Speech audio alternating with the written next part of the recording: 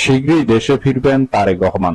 লন্ডনে প্রধান উপদেষ্টা অধ্যাপক মোহাম্মদ ইউনূসের সঙ্গে ভিএনপির ভারপ্রাপ্ত চেয়ারম্যান তারেক রহমানের বৈঠকের দিনক্ষণ জানানোর পর আরও একটি সুসংবাদ দিলেন মির্জা ফখরুল ইসলাম আলমগীর। বিস্তারিত থাকছে সাজ্জাদ হোসেনের প্রতিবেদনে। মঙ্গলবার গুলশানে চেয়ারপারসনের কার্যালয়ের সাংবাদিকদের সঙ্গে আলাপকালে তিনি এই সুসংবাদ দেন। তারেক রহমান শীঘ্রই দেশে ফিরছেন, তবে কবে ফিরছেন তার দিনক্ষণ বলেননি তিনি। খালেদা জিয়ার শারীরিক অবস্থা সম্পর্কে তিনি আরো বলেন, আলহামদুলিল্লাহ উনি আগের চেয়েও শারীরিক দিক থেকে বেশ ভালো বলে মনে হয়।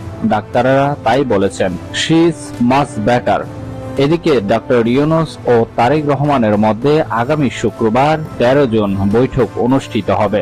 মির্জা ফখরুল বলেন, স্থায়ী কমিটি এই বৈঠককে স্বাগত জানিয়েছে।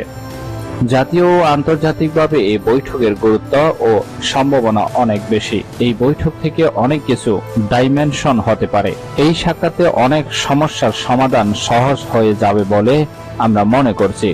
রাজনৈতিক অচল অবস্থা দূর করার একটি বাস্তবায়ন সম্ভাবনা তৈরি হয়েছে। জাতীয় স্বার্থে এই দুই নেতার মধ্যে সংলাপ একটি গুরুত্বপূর্ণ সুযোগ হিসেবে এসেছে। বৈঠকের জন্য নির্দিষ্ট কোনো এজেন্ডা নির্ধারিত না থাকলেও জাতীয় ও আন্তর্জাতিক প্রেক্ষাপটে এটি একটি অত্যন্ত গুরুত্বপূর্ণ মিটিং হতে যাচ্ছে। Best report, Bangla news 24।